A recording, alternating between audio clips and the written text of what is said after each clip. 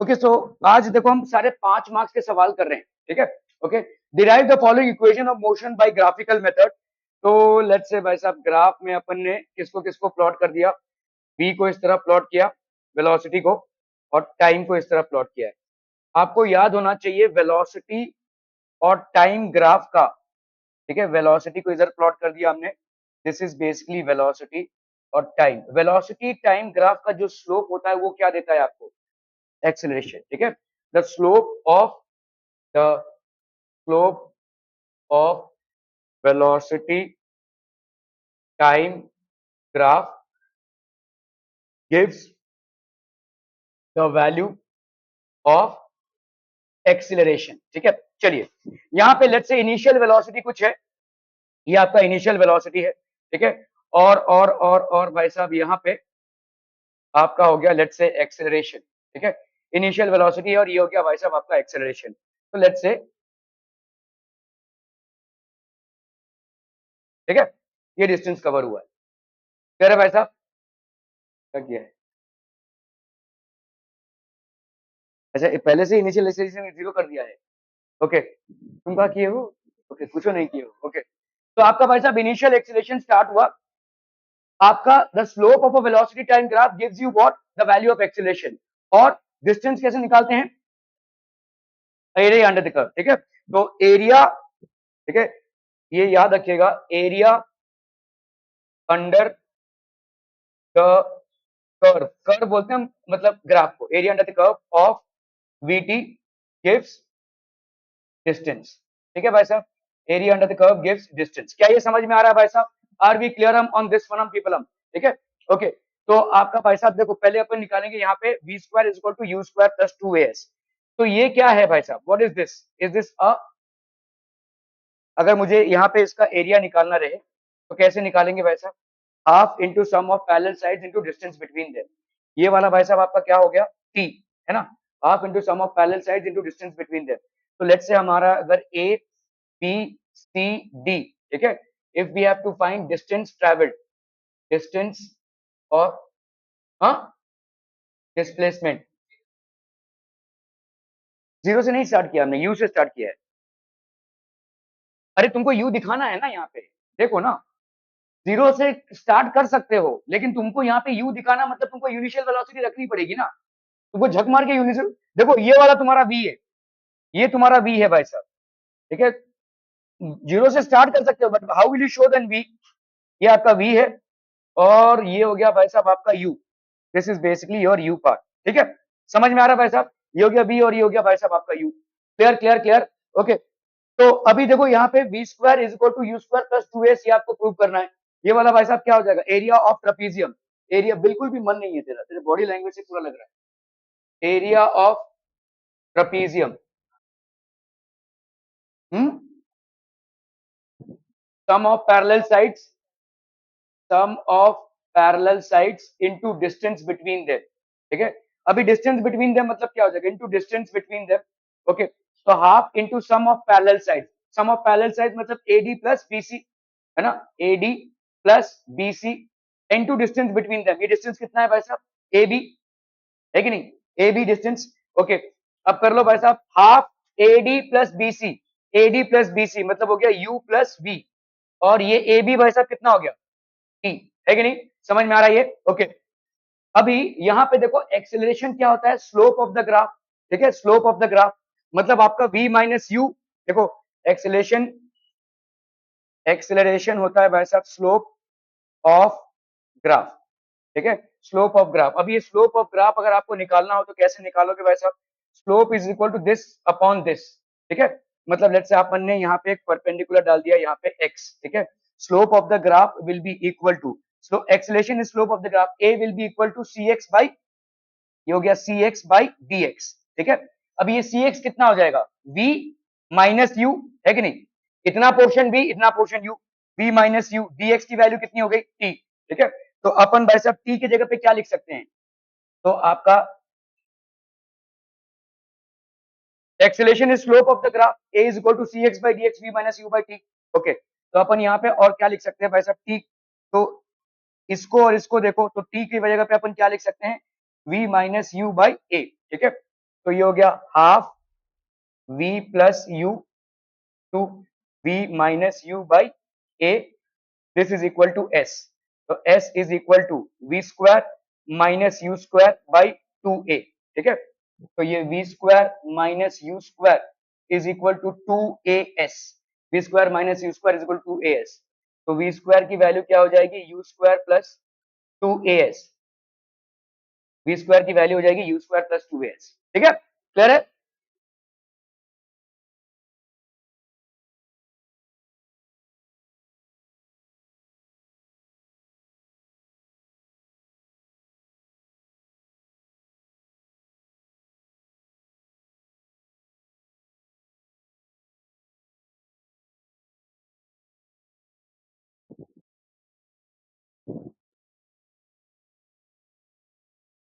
चलिए भाई साहब इसको करना है फटाफट।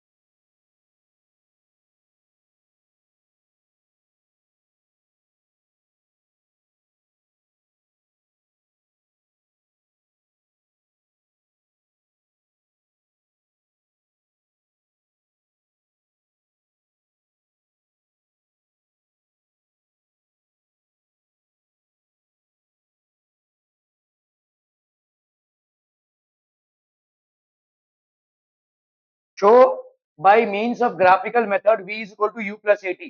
चलिए फटाफट करना है भाई साहब इसको, क्विक क्विक जल्दी से। भाई सेम ग्राफ उड़ा लो भाई साहब, ये हो गया आपका v,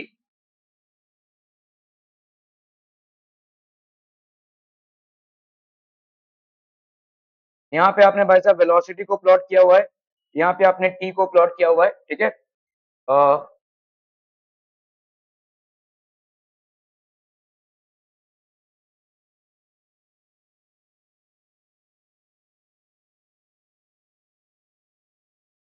ठीक है, तो ये हो गया भाई साहब आपका क्या u, ये हो गया भाई साहब आपका क्या t, है कि नहीं, this is basically your t, ठीक है।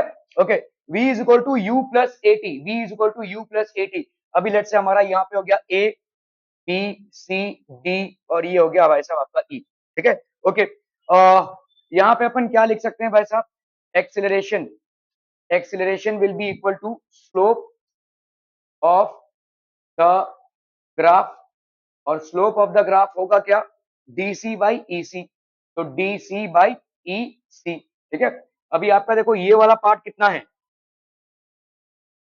ये वाला पार्ट हो गया आपका v, ठीक है, और ये वाला पार्ट है आपका u। तो डीसी आपका कितना हो जाएगा, DC will be equal to DB minus CB, DB minus CB upon EC. तो डीबी भाई साहब आपका कितना है, v माइनस यू, और ईसी भाई साहब आपका कितना है t, ये हो गया a, तो ये हो गया v minus U is equal to A T, ठीक है।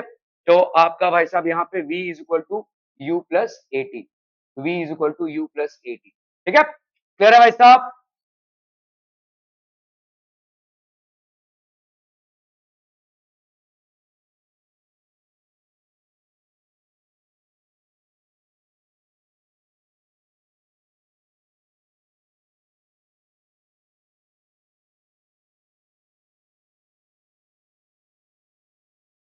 चलिए वैसा उसको करना है फटाफट, क्विक क्विक क्विक जल्दी से।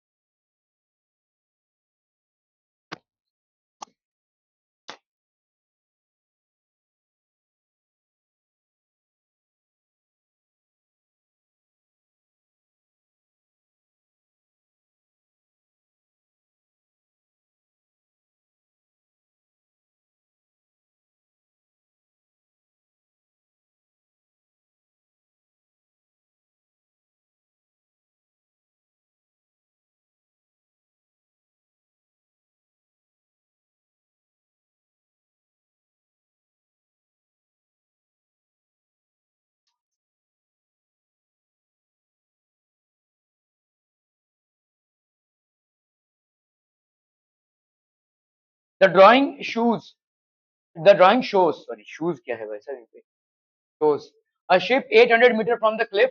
ठीक है, a gun is fired on the ship after 5 seconds at the people of the front. A gun is fired on the ship after 5 seconds. The people at the front of the ship hear the sound of the gun again. What is the name of this effect? ये name क्या हो जाएगा भाई साहब आपका? Eco. ठीक है, this will be echo. What happens to the sound at the cliff? ठीक है, तो sound is reflected from the cliff.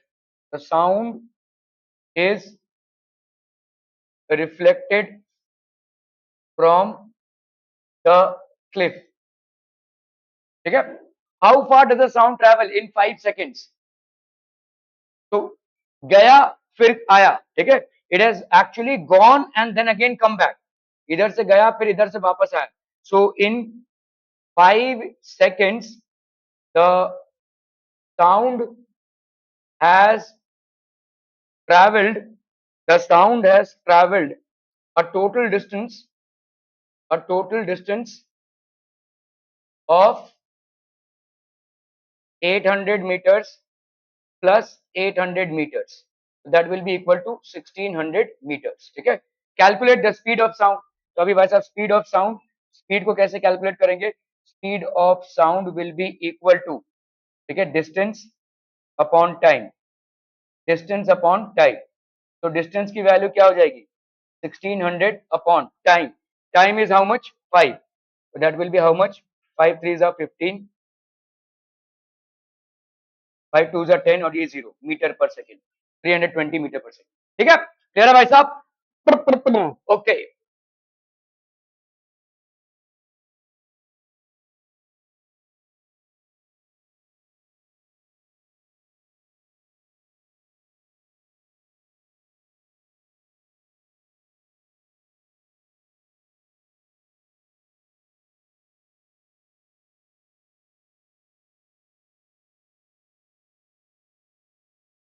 ये कौन टकर टकर आवाज किए जा रहा है भाई साहब? हाँ, तू ही है, तब से तब पैर तू ही ला रहा है. देख, उसको देख रहा है मेरा. आंखें मतलब ये स्ट्रेट नहीं है क्या? ऐसा ऐसा है क्या?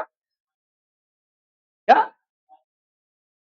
क्या बाल्टी बाल्टी से क्या है तेरा? तू पैर क्यों ला रहा है? जमीन पे बैठ जा, जमीन पे बैठ जा, बैठ बैठ बैठ, जमीन पे बैठ. चेयर पे बैठने के लायक नहीं तू. अभी भी देख खिलाया जा रहा है. हाँ, क्या बोल रहे हैं? किसमें? इसमें वही मार रहा है ना इसको. बता.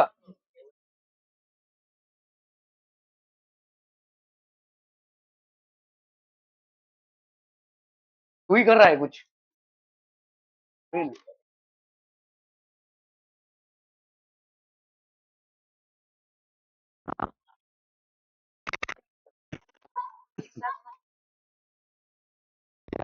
पहले नहीं दिया ना, अभी दे रहे हैं ना जो.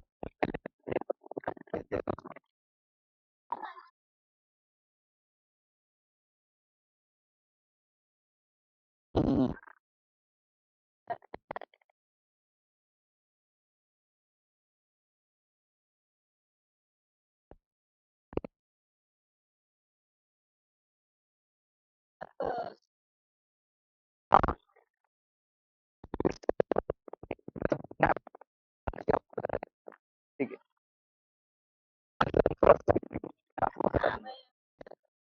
ओके, ठीक है. ये अपना जैसा भी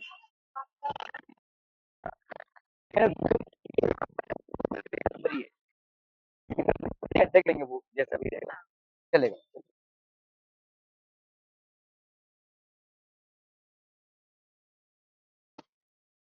An elephant weighing 40,000 Newton stands on 1 foot of area 1,000 centimeter squares, whereas a girl weighing 400 Newton is standing on 1 centimeter of one. ठीक है, तो आप देखो यहाँ पे किसका फोर्स या प्रेशर ज्यादा होगा? विच of the two exerts a larger force on the ground? ठीक है, तो अगर आप देखोगे एलिफेंट, आपका फोर्स मतलब क्या होता है? देखो, आपका प्रेशर की बात कर रहे हैं यहाँ पे. प्रेशर फोर्स, प्रेशर होता है फोर्स अपॉन एरिया. तो फोर्स यहाँ पे कितना है? देखो, 40,000 न्यूटन. ये एलिफेंट का वेट है और एरिया कितना है 1000 सेंटीमीटर स्क्वायर, उसके एक पैर का एरिया, इसको 1000 सेंटीमीटर स्क्वायर, इसको आपको मीटर में कन्वर्ट करना है, ठीक है। 1 centimetre is equal to 1/100 metre, तो 1 सेंटीमीटर का स्क्वायर कितना हो जाएगा, 1 इतना का मीटर का स्क्वायर, ठीक है कि नहीं। तो इसका मतलब हो गया भाई साहब ये कितना हो जाएगा, दिस विल बी 1000, मतलब 1000 अपॉन 1234 मीटर का स्क्वायर, ये cancel cancel cancel cancel cancel cancel, तो ये हो गया आपका भाई साहब 1000 centimetre square is equal to 1/10 metre का स्क्वायर। यही वाला वैल्यू भाई साहब इसमें डाल दो, तो यहाँ पे हो जाएगा एरिया की वैल्यू कितनी हो गई 1/10, तो ये हो गया newton per metre square, so that will be how much 1 2 3 4 5 newton per metre square, ठीक है। ये हो गया प्रेशर बाई एलिफेंट, ठीक है। अभी let's talk about which of the two, elephant और गर्ल। गर्ल का भाई साहब यहाँ पे कितना है, ठीक है, she is weighing 400 Newton but the area is 1 centimetre square, ठीक है। तो उसका वेट कितना है भाई साहब, उसका फोर्स कितना है भाई साहब 400 न्यूटन का, लेकिन ये आपका 1 सेंटीमीटर का स्क्वायर, और 1 सेंटीमीटर का स्क्वायर हमने देखा अभी कितना होता है 1 2 3 4 मीटर का स्क्वायर, है कि नहीं।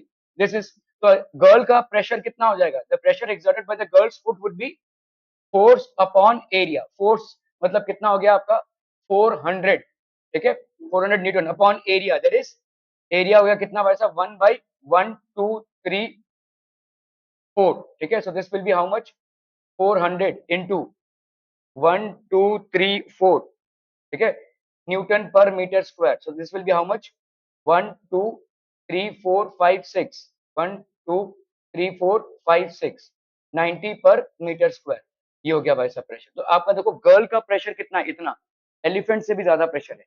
तो कोई भी अगर लड़की रहेगी जो ऐसा हील्स पहन के जा रही होगी, तो आप उसको बोल सकते हैं तू 100 हाथियों के बराबर है, उसका वेट क्या जितना भी हो, लेकिन उसका जो प्रेशर होगा वो 100 हाथियों के बराबर होगा। आप अगर देखोगे जो डिस्क वगैरह होते हैं जहां पे आपका ग्लास फ्लोरिंग होता है, वहां पे अगर ऐसा हील वाला पहन के जाएंगे तो आपको एंट्री नहीं मिलेगी, क्योंकि आपका प्रेशर इतना होगा ग्लास फ्लोर टूट सकता है।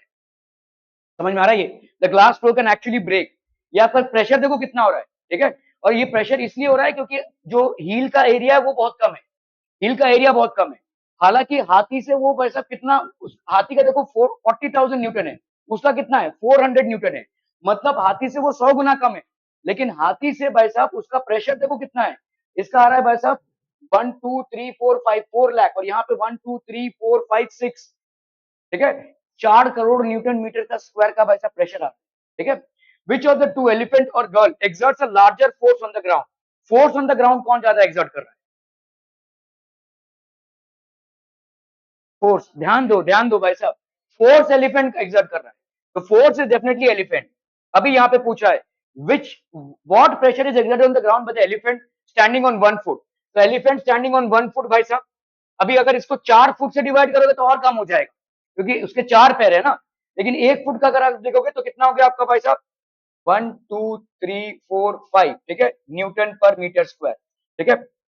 बाई वन हील इसका भाई साहब कितना हो जाएगा, this will be 1 2 3 4 5 6 newton per metre square, ठीक है।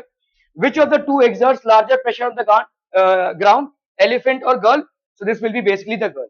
व्हाई, बिकॉज आप भाई साहब यहाँ पे साइंटिफिक नोटेशन लिखिए, ये कितना हो जाएगा 4 इंटू 1 2 3 4 5 10⁻⁵ पास्कल्स लिखते हैं हम इसको, ठीक है, न्यूटन पर मीटर स्क्वायर को पास्कल लिखेंगे। ये हो गया 4 इंटू 3 4 5 6 10⁻⁶ पास्कल्स, ठीक है। तो obviously the girl exerts more pressure, और इसका रीजन क्या है, तो गर्ल का ऐसे ऐसे ही करने में, ठीक है। Yes, the area of the shoes that she is wearing is less. What is the ratio of pressure exerted by this, तो रेशियो कर लो भाई साहब यहाँ पे, ठीक है। So this will B 4 into 10⁻⁶ upon 4 into 10⁻⁵, ठीक है, तो ये हो गया आपका 10, ठीक है, 10:1। State and explain Kepler's law of planetary motion, क्या है भाई साहब Kepler's law of planetary motion,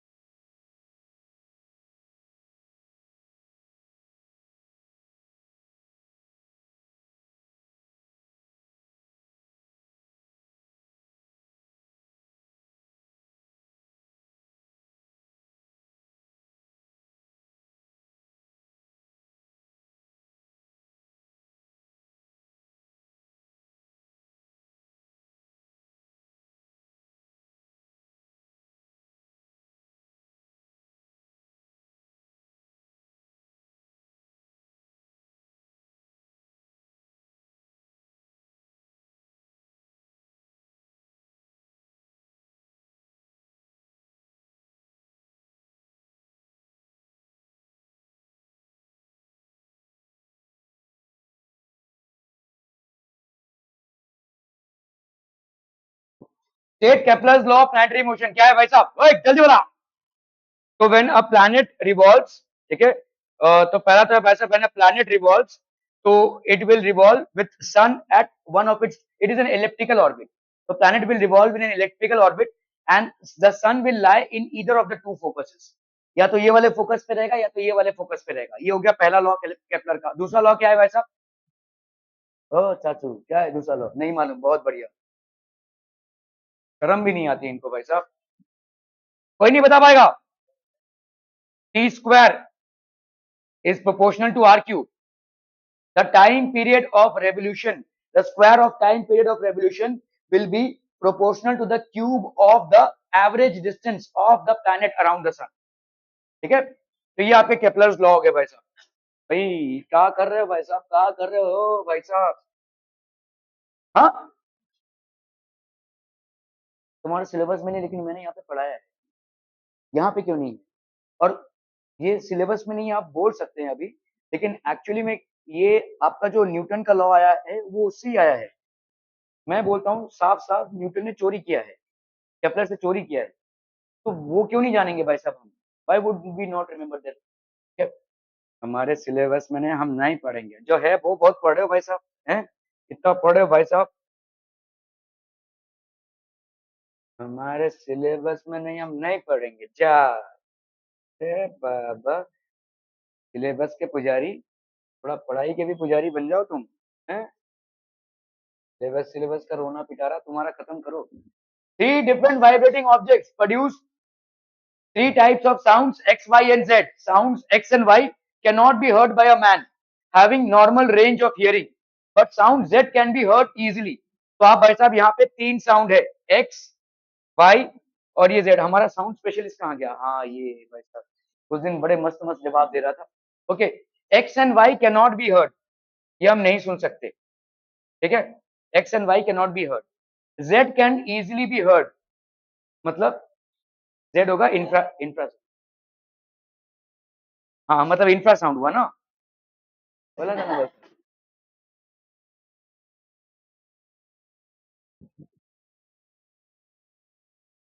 मैं तेरे से पूछ रहा हूँ जो हम सुन सकते हैं उसका रेंज कितना होता है? 20 to 20,000। ओके चलिए, जो हम सुन सकते हैं वो है 20 से 20,000 तक, है ना भाई साहब? 20 to 20,000। इससे नीचे जो होगा उसको क्या बोलते हैं? अरे तो इंफ्रा बोलते हैं उसको। अच्छा, okay। और इससे ऊपर अल्ट्रा। ओके, तो दोनों को हम सुन सकते हैं क्या? नहीं सुन सकते। तो ये हमारा नॉर्मल ऑडिबल रेंज है, ठीक है? This is the normal Audible range, the Audible frequency.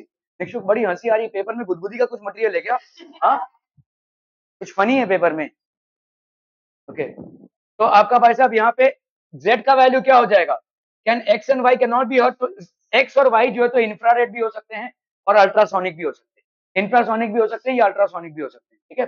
Z आपका क्या हो जाएगा? ऑडिबल। ओके, ये हम सुन पा रहे हैं तो ये ऑडिबल हो जाएगा। The sound X is used in hospitals to break kidney stones of a patient into fine grains which can then be flushed out with urine. तो अगर आप किसी के किडनी स्टोन है तो एक तरीका होता है कि भाई साहब उसका ऑपरेशन करके किडनी के अंदर से उस स्टोन को बाहर निकाला जाए, which is a complex process. लेकिन आज की तारीख में अगर आप एक ऐसा फ्रीक्वेंसी अल्ट्रासाउंड डालते हैं तो अल्ट्रासाउंड का वाइब्रेशन बहुत ज्यादा है भाई साहब। ये देखो 20,000 का वाइब्रेशन है। तो वो किडनी स्टोन मतलब ये मोटा सा पत्थर नहीं होता है, ये तुन्नू सा एक पत्थर होता है। उस पर जब वो गिरता है तो बहुत जोर वाइब्रेट करता है, और जब बहुत जोर वाइब्रेट करता है वो टूट जाता है। टूट जाता है मतलब फाइन ग्रेन्स, और इतना फाइन ग्रेन्स कि हमारे यूरिन के साथ वो फ्लश आउट हो जाता है, क्योंकि ऑब्वियसली भाई साहब किडनी का काम ही है यूरिन को फ्लश आउट करना। It becomes so thin that it can be flushed out with the urine. बाकी आपका यूरिन के साथ जब वो स्टोन रहेगा तो वो फ्लश आउट नहीं कर सकते हैं, क्योंकि वो बिगर साइज है, ठीक है? लेकिन ये जब टुकड़े टुकड़े हो जाएंगे, मतलब एकदम चकनाचूर हो जाएगा, तो उसको हम आराम से फ्लश आउट कर सकते हैं, ठीक है?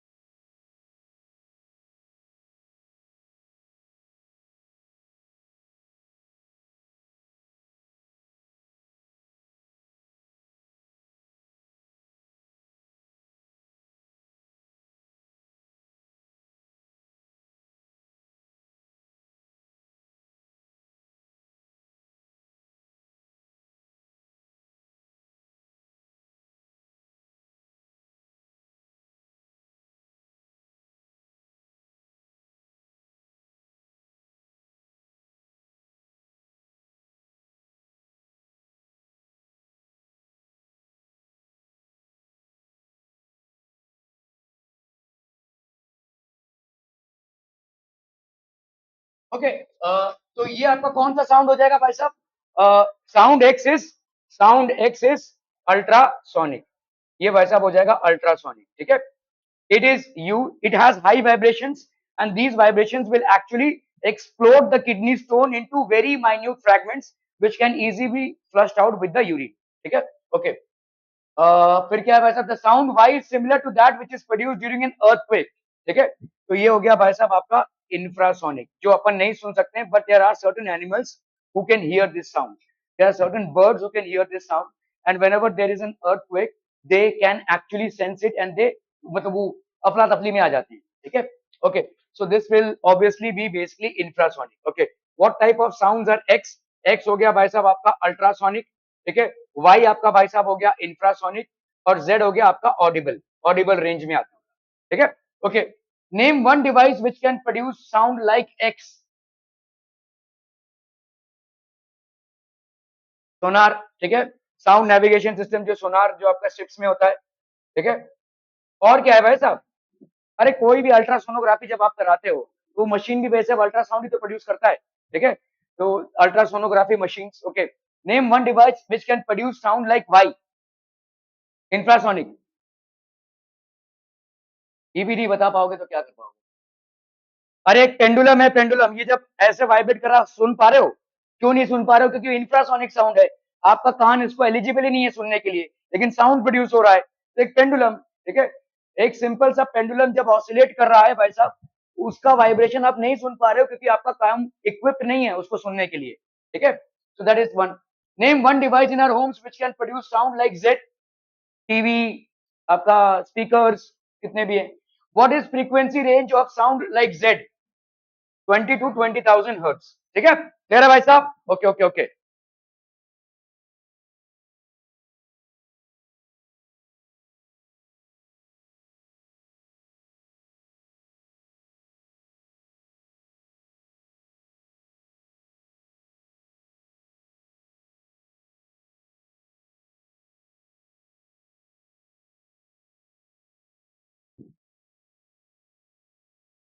चलिए भाई साहब इसको करना है फटाफट।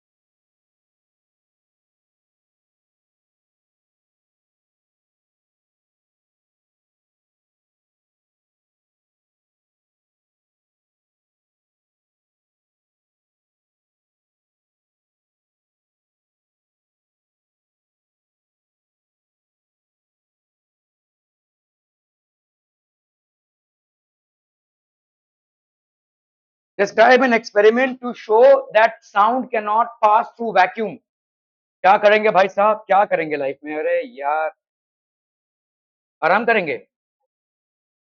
क्या अलार्म? कौन सा अलार्म? पता नहीं क्या अलार्म अलार्म कर रहा है भाई साहब ये। हैं?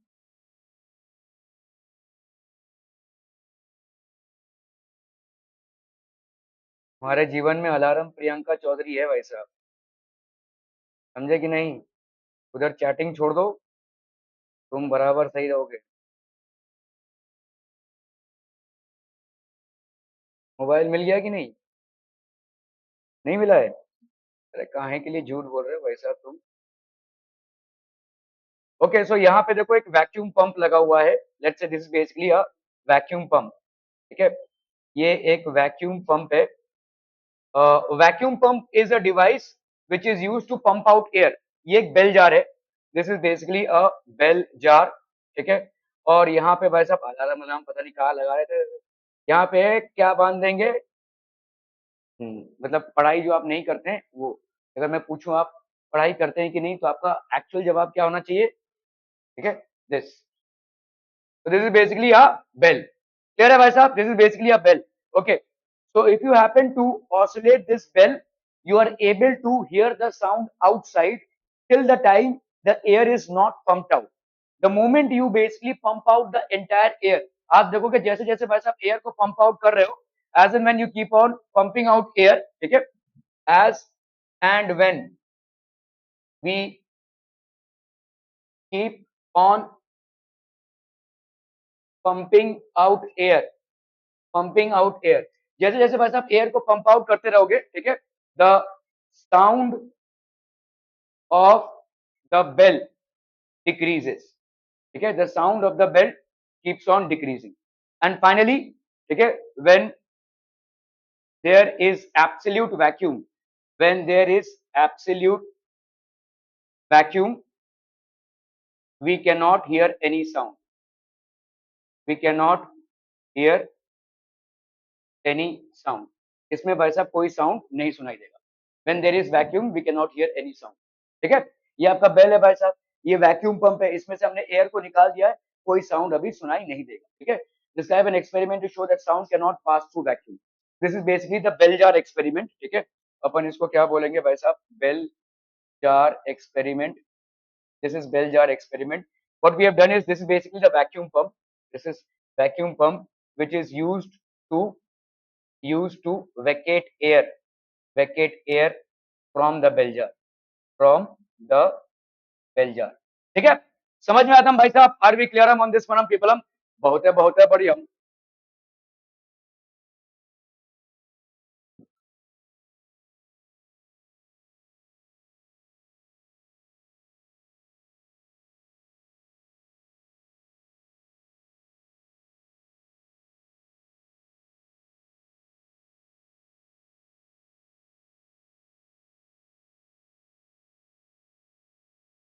चलिए भाई साहब करना फटाफट फटाफट.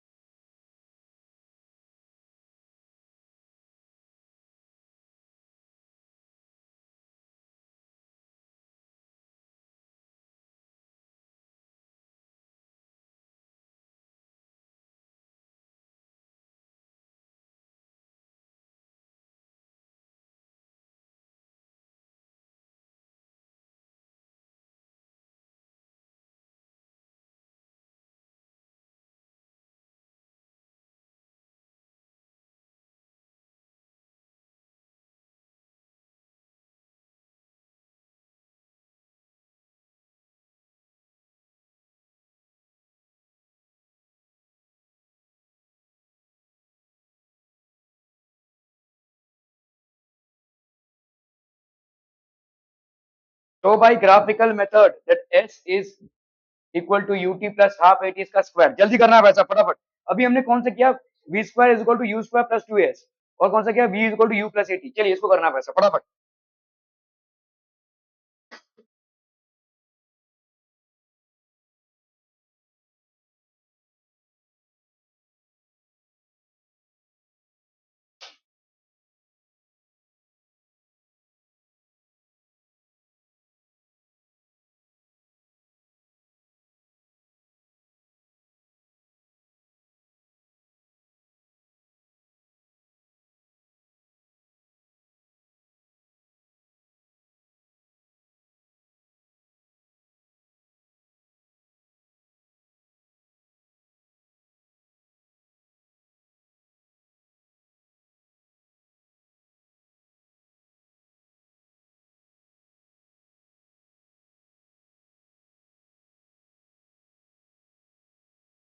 हो गया, डन डन डन.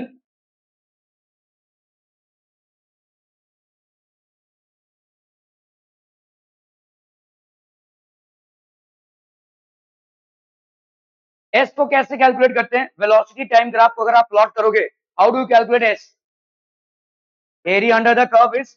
ठीक है, ओके, तो आपका भाई साहब यहाँ पे लेट्स से आपने यहाँ पे प्लॉट किया हुआ है वेलोसिटी को, here you have plotted velocity and here you have plotted time. So this is basically your velocity and this is what is plotted time. ठीक है, ओके, तो आपका भाई साहब यहाँ पे हो गया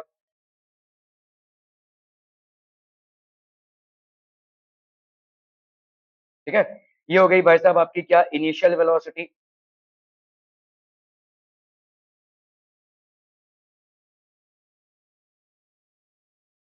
हाँ जी, ये हो गया आपका भाई साहब फाइनल वेलोसिटी। ठीक है, this is basically the final velocity v, और ये हो गया u। इधर से अपन ने क्या कर दिया, एक परपेंडिकुलर ड्रॉप कर दिया इधर। ठीक है, we have basically dropped a perpendicular here. Okay okay okay, चलिए इसको करने जरा फटाफट फटाफट क्विक।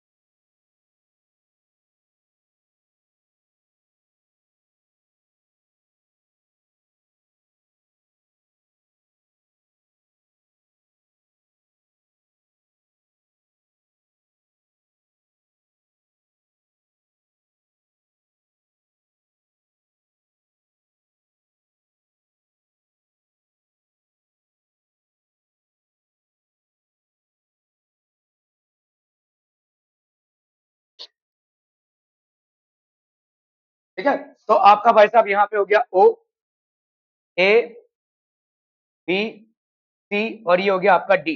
ठीक है, ओ ए बी सी और डी। ओके, तो आपका भाई साहब यहाँ पे एस क्या हो जाएगा, व्हाट विल बी, तो this is basically velocity time graph. आपको दो चीजें यहाँ पे याद रखनी है, एक है आपका under area under velocity time graph. Chaudhary साहब ये क्या होता है, अरे चौधरी साहब बताइए।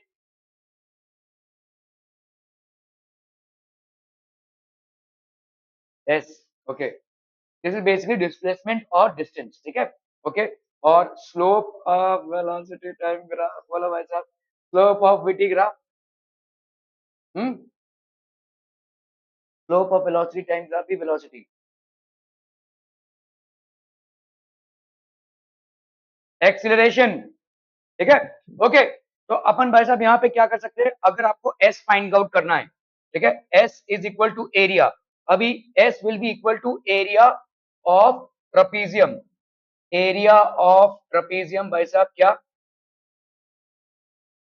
Area of trapezium O A C D, O A C D, area of trapezium O A C D. ठीक है, so that will be half into sum of parallel sides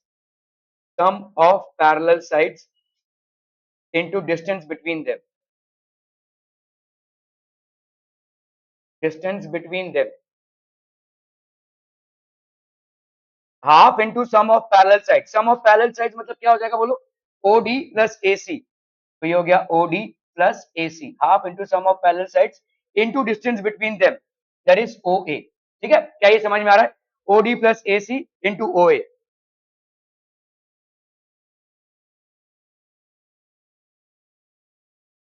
तो ये हो गया आपका half OD plus AC, O D plus A C, मतलब ये हो गया यू और ये हो गया v, u plus we into O A. O A की वैल्यू भाई साहब कितनी हो जाएगी, टी, है कि नहीं, ओ ए की वैल्यू हो गई टी, क्लियर है। तो S is equal to half into U plus we into T. Okay, अभी भाई साहब अपन स्लोप के बारे में क्या लिख सकते हैं, स्लोप, स्लोप है आपका acceleration, slope of BT graph is a, तो a, slope a is equal to BC by BD, ठीक है, बीसी बाई बीडी। स्लोप क्या होता है भाई साहब, परपेंडिकुलर अपॉन बेस, ये होता है आपका स्लोप, ठीक है। तो a is equal to BC by BD.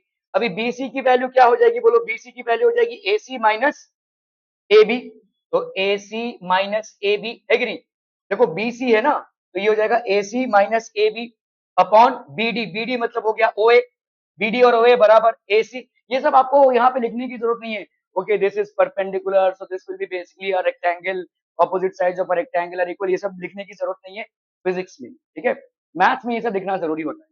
Okay, ए सी कितना हो गया बोलो आपका वी, ए बी कितना हो गया बोलो आपका U, V minus you by T, तो ये हो गया आपका ए, टी की वैल्यू हो गई v माइनस यू बाई ए, ठीक है। तो आपका यहाँ पे इसको अपन क्या लिख सकते हैं, s is equal to half v plus U, और ये हो गया t, t की वैल्यू क्या हो गई v माइनस यू बाई ए, ठीक है। ओके, सो आपका यहाँ पे वैल्यू हो गया कितना, s is equal to v plus u into v minus you by two a. तो ये भाई, नहीं यार गड़बड़ हो रहा है ये तो, ए टी का स्क्वायर ना, ओके ठीक है ठीक है ठीक है, अरे भाई साहब ठीक है, अपन v square is equal to, तो अपन को प्रूव करना है यहाँ पे टी ना, टी का स्क्वायर, तो अपन ये इसको क्या लिख सकते हैं बोलो, दिस विल बी हाफ, ये u को एक बार t से मल्टीप्लाई करो तो ये हो गया ut plus half V T, है ना, हाफ वी टी, क्लियर है भाई साहब, are we clear on this one. Okay, अभी देखो a तो इतना हो गया, ठीक है, तो a अगर इतना हो गया भाई साहब, तो यहाँ पे हम किसको उड़ा रहे हैं, v को उड़ा रहे हैं ना, तो v माइनस यू कितना हो गया बोलो ए टी, तो अपन v को क्या लिख सकते हैं बोलो, u प्लस ए टी, ऐसा लिख सकते हैं कि नहीं, v को अपन u प्लस ए टी लिख सकते हैं। अभी इस v पे ये डाल दो, ठीक है, so this will be equal to half u t plus half, v के जगह पे क्या लिखोगे भाई साहब, u प्लस ए टी इंटू टी, तो ये हो गया आपका half u t plus half u t plus half a t का square, half u t plus half u t, ये कितना हो जाएगा, ut plus half a t का स्क्वायर, हाफ ए टी का स्क्वायर, भाई साहब half ut plus half ut कितना हो जाएगा, 1 ut, that is ut plus half a t का स्क्वायर, तो देयरफॉर s की वैल्यू हो गई ut plus half a t का स्क्वायर, ठीक है, क्लियर है भाई साहब।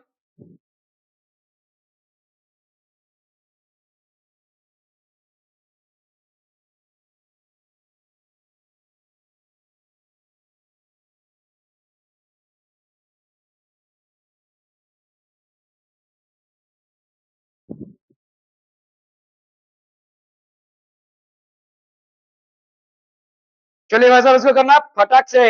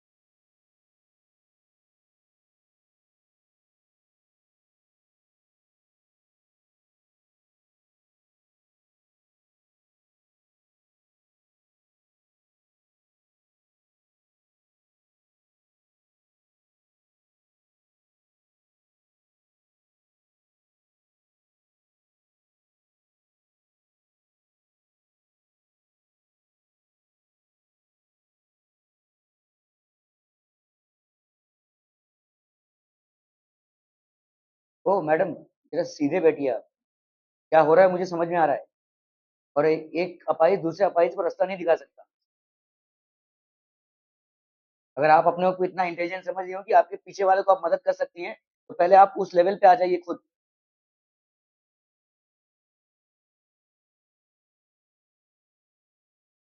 और आपके पीछे वाले को भी वैसा और कोई मिला नहीं।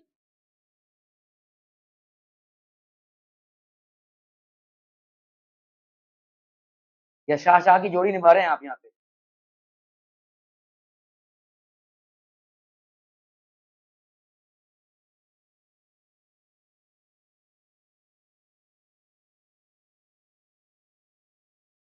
किस कॉन्फिडेंस से आप दूसरे के पेपर में ताका झाकी करते हैं, मेरा मतलब ऐसे पूछ रहा हूँ। अगर कर भी रहे होंगे तो क्या क्या पहला क्राइटेरिया क्या है? जस्ट बिकॉज वो लिख रहा है तो अच्छा ही कुछ लिख रहा है और टाप देते हैं। क्या ये मतलब समझ लो कि आपके बाजू में कोई बैठा हुआ है और कोई इन्विजिलेटर नहीं है, यहाँ पे सुपरविजन नहीं हो रहा है, और आप मतलब देख रहे हैं कि एक बंदा भाई साहब बहुत लिख रहा है, तो मैं भी what is the criteria that you would use even if you are cheating, even if you are cheating? आपको नेट से मौका मिल गया चीटिंग करने का, तो क्राइटेरिया क्या यूज करेंगे? नहीं, कोई तो इतना ऑनेस्ट है नहीं कि नहीं करेगा। अगर मिल रहा है तो करेंगे। तो क्या क्राइटेरिया यूज करेंगे? Just because that person is writing he must be writing the right thing, ये आपका अजम्पशन है। ये आपका अजम्पशन है। अगर वो बंदा या बंदी आपके क्लास की होगी तो आपको मालूम होगा ना उसका ट्रैक रिकॉर्ड कैसा है। नहीं, ढापे जा रहे हैं भाई साहब, ढापना है तो ढापे जा रहे हैं। वहां पे भी आप इंटेलिजेंस का इस्तेमाल नहीं करते हैं, वहां पे भी आपका इंटेलिजेंस लेवल जीरो है। यार वहां तो थोड़ा इंटेलिजेंस लेवल याद यूज कर लो कि अगर चलो मिल गया है चीटिंग करने का, तो वहां पे भी लोग अपना दिमाग इस्तेमाल नहीं करते हैं, ढापे जा रहे हैं।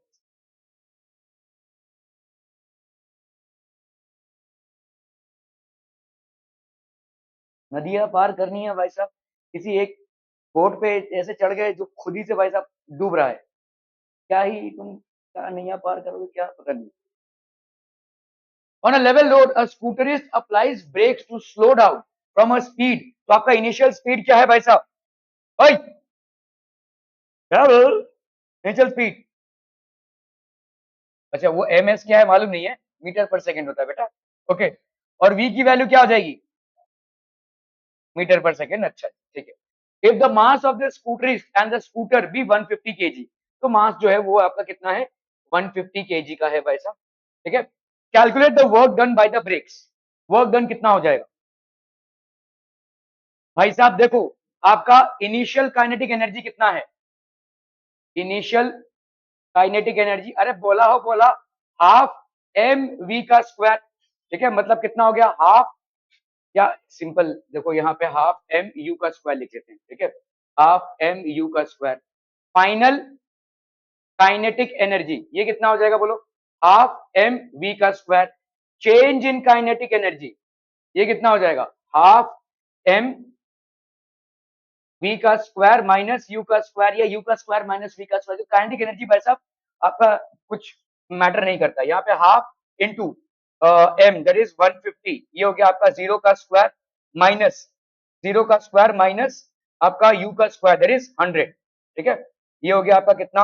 हाफ माइनस इंटू 150 इंटू आपका हो गया 100, तो ये हो गया आपका 50, 15 फाइव 75।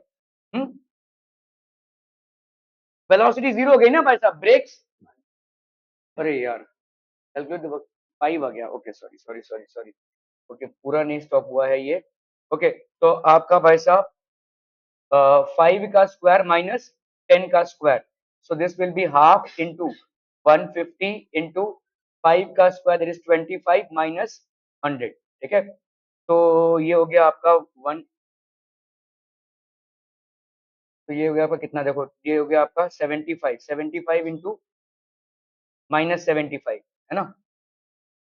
तो ये हो गया माइनस 75 इंटू 75, ये हो गया वर्क डन अगेंस्ट मोशन, ठीक है। तो ये हो गया आपका वर्क डन अगेंस्ट मोशन।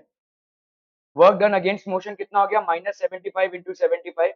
तो वर्क डन बाई ब्रेक्स ये कितना हो गया? ये पॉजिटिव हो जाएगा ना, दैट विल बी 75 इंटू 75। समझ में आ रहा है? ब्रेक्स देखो अगेंस्ट मोशन माइनस 75 इंटू 75 हुआ, लेकिन ब्रेक से कितना होगा? 75 पॉजिटिव हो जाएगा ना भाई साहब, okay. Work done by the brakes, तो आपका calculate the work done by the brakes, तो ये हो जाएगा भाई साहब आपका कितना 75 इंटू 75 कितना आ रहा है 5 5 25 7 5 35 36 37 5 7 35 7 7 49 50 51 5 7 plus 5 12 3 plus 1 4 5 6 5 6 2 5, ये हो गया 5625 जूल्स। और भी नहीं, माइनस नहीं, एनर्जी को माइनस में नहीं लेना है, समझिए इस चीज को, तुम लोग बार बार कंफ्यूज हो रहे हो। फोर्स को, किसी भी वेक्टर को तुम पॉजिटिव या नेगेटिव तब लेते हो जब भाई साहब वो वेक्टर हो। मतलब देखो यहाँ पे अगर मैं यहाँ पे u ले रहा हूं और अगर समझ लो ये है v, तो ये माइनस v हो जाएगा। अगर मेरा ये पॉजिटिव डायरेक्शन है तो ये नेगेटिव डायरेक्शन हो जाएगा। अगर कोई फोर्स मेरा इस तरफ है पॉजिटिव में, तो इस तरफ में अगर लगाऊं तो माइनस f हो जाएगा, ये this will be basically minus f। लेकिन energy is not a vector quantity, energy is a scalar quantity, तो उसका माइनस लगाने का कोई मतलब नहीं बनता है। You will never put a minus in front of energy, ध्यान दीजिए इस चीज को, ठीक है। एनर्जी में आप माइनस नहीं लगाएंगे, वैल्यू आपकी माइनस आई है ठीक है, लेकिन आप लिखते समय लिखेंगे कि energy required would be this much, ठीक है, क्योंकि ये आपका वर्क डन हुआ है अगेंस्ट द मोशन, आपका गाड़ी ऐसे जा रहा था उसके अगेंस्ट में वर्क डन हुआ है, और वर्क डन एनर्जी है, एनर्जी इज स्केलर क्वांटिटी। किसी भी स्केलर क्वांटिटी के सामने आप माइनस या प्लस नहीं लगाते हैं, क्योंकि उसका डायरेक्शन ही मैटर नहीं करता है। जब आप वेक्टर क्वांटिटी लेते हैं तो उसके सामने माइनस या प्लस लगाते हैं, क्योंकि उसका डायरेक्शन मैटर करता है। क्या ये समझ में आ रहा है? ठीक है, तो ये कैलकुलेशन में अगर आप, अच्छा बताइए मेरे को, आप अगर ऐसा लिखते हैं तो क्या ही एक्सप्लेन करेंगे बताइए। चलिए, work done is this much, इसका मतलब क्या हो गया? वर्क डन और एनर्जी इज -5625, इसका मतलब क्या हो गया? How would you explain this? मैं अगर बोलूं कि भाई साहब आपका एक जाने का वेलोसिटी था 2 मीटर पर सेकेंड और आने का वेलोसिटी है -3 मीटर पर second, is it making sense? Why? Because here the direction has changed. How will you explain this minus? You will explain this minus by stating that the direction of velocity has changed. But how will you explain this minus? इसका कैसे explain करो, क्योंकि भाई साहब इसमें तो direction है ही नहीं। पहली बात, ये वेक्टर क्वांटिटी नहीं है, स्केलर क्वांटिटी है। आपके कैलकुलेशन में जो माइनस आया है उसको नजरअंदाज करना है। समझ में आ रहा है भाई साहब? ठीक है, आप एनर्जी को कभी नेगेटिव नहीं ले सकते, क्योंकि वो वेक्टर क्वांटिटी नहीं है, वो स्केलर क्वांटिटी है। आपका किसी भी वेक्टर क्वांटिटी में माइनस को आप इग्नोर नहीं कर सकते हैं, क्योंकि आपका जो इनिशियल वेक्टर है उसके ऑपोजिट में है वो, इसीलिए माइनस आया है। ठीक है, इसके ऑपोजिट में इसलिए माइनस आया है। लेकिन अगर आपका किसी स्केलर में माइनस आ रहा है तो उसको आप इग्नोर कर देंगे। किसी स्पीड का अगर नेगेटिव आया, अगर आप समझ लो स्पीड लिख रहे हैं -5 मीटर पर सेकेंड, तो ये गलत है। लेकिन अगर आप वेलोसिटी लिख रहे हैं -5 मीटर पर सेकेंड, तो ये गलत नहीं है। ठीक है, ये गलत नहीं है। समझ में आ रहा है भाई साहब ये? ठीक है, सो स्केलर के सामने आप माइनस नहीं रखते हैं, because there is no indication of direction for scalar quantity. Work done और energy is a scalar quantity, power is a scalar quantity, all these are scalar quantities and hence you will never put a minus in front of them. Even if you do, it will not be explainable, वो explainable minus नहीं होगा। ठीक है, clear है? कोई questions हैं? उस दिन भी शायद तुम ही ये सवाल पूछे, तो मैं आपको बार बार बता रहा हूं, ये माइनस का कोई मतलब नहीं है। कैलकुलेशन में जो माइनस आया उसको आप नजरअंदाज कर देंगे। ठीक है, आपको कंफ्यूजन हो रहा है ना, तो आप initial U square minus V square कर दीजिए, क्या फर्क पड़ता है? जो बड़ा होगा उससे छोटे को माइनस कर दीजिए, यही है आपका एनर्जी निकालना है। ठीक है, क्लियर है? ओके,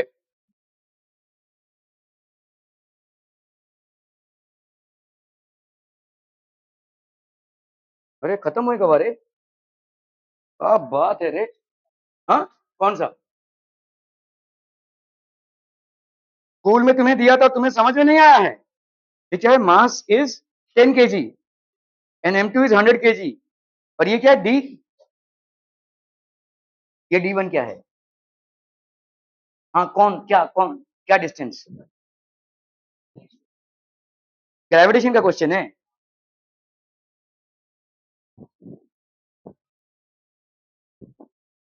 D1 है कि डी है? ये डी है ना? हाँ, तो क्या इजी तो है। यहाँ पे एक आपका M1 मास दिया हुआ है, कितना है? 10 kg। ठीक है, M2 मास दिया हुआ है आपका 100 kg, डी आपका डिस्टेंस दिया हुआ है 10 मीटर।